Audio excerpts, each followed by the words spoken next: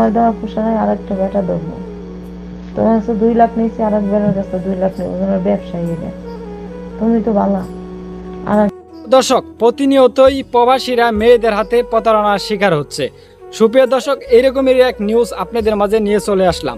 সুপ্রিয় দর্শক, অনেক দিন যাবৎ আমার এই চ্যানেলে ভিডিও দেই না, কেননা অনেক দিন যাবৎ ধরে ভিডিও দেই না। এই ভিডিওটা আমার এক প্রবাসী ভাই আমাকে রিকোয়েস্ট করে, তার সাথে এরকমের ঘটনা ঘটে গিয়েছে, সেগুলো তুলে ধরতে বলে।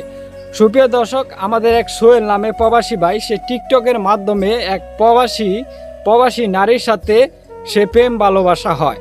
মিষ্টি নামের মেয়েটি মিষ্টি হাসি দিয়ে তাকে ভুলিয়ে বালিয়ে তার কাছ থেকে 2 লক্ষ টাকা হাতিয়ে নেয়, এবং হাতিয়ে নেওয়ার পরে এখন টাকা তো দিচ্ছেই না, এবং উল্টো তার উপরে দুধ চাপিয়ে দিচ্ছে, সে নাকি তার কাছ থেকে 3 লাখ টাকা হাতিয়ে নিয়েছে।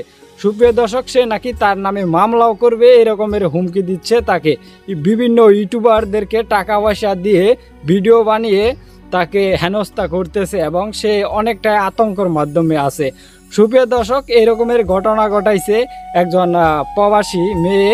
সে ভয়েস মেসেজ আছে, সেগুলো ভয়েস মেসেজ আপনাদেরকে শোনাবো। তাকে সোহেলকে নিয়ে যে বিভ্রান্তিমূলক ভিডিওগুলো ইউটিউবারদেরকে দিয়ে বানিয়েছে সেগুলো দেখাবো, এবং টিকটকে যে তাকে বারবার তার ছবি দিয়ে যে তাকে হেনস্থা করার চেষ্টা করতেছে সেগুলো ভিডিও দেখাবো। চলুন আমরা আসি, সম্পূর্ণ ভিডিওটা দেখে আসি আমাদের স্ক্রিনে। আমি খান কি, তুমি বলবা কি? তুমি যা খুশি তাই বলো, আমি খান কি? হ্যাঁ, তোমার দেওয়া পোষায় আর একটা বেটা দেবো। তোমার কাছে 2 লাখ নিয়েছি, আর এক বেটার কাছে 2 লাখ নেবো, তোমার ব্যবসায়ী এটা। তুমি তো ভালো।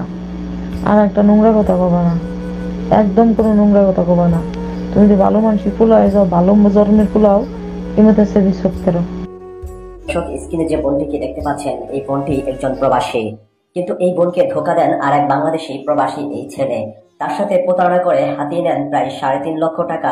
সবকিছু আমরা বিস্তারিত সেই বোনটির কাছ থেকে শুনবো কিভাবে তার সাথে প্রতারণা করেছে।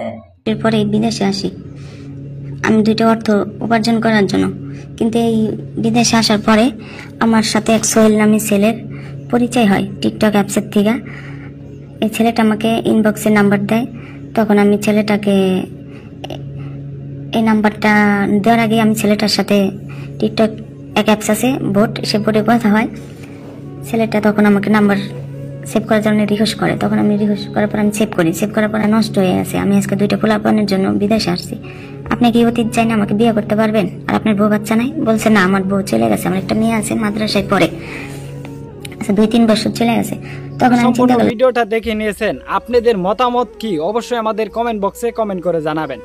আপনাদের কোনো যদি মূল্যবান ভিডিও থেকে থাকে অবশ্যই আমাদের কমেন্ট বক্সে কমেন্ট করে জানাবেন, এবং আমাদের নাম্বার সেখানে আমরা দিয়ে দিব। পরে আপনাদের ভিডিওটা আপনারা হোয়াটসঅ্যাপের মাধ্যমে আমাদেরকে পাঠিয়ে দিবেন।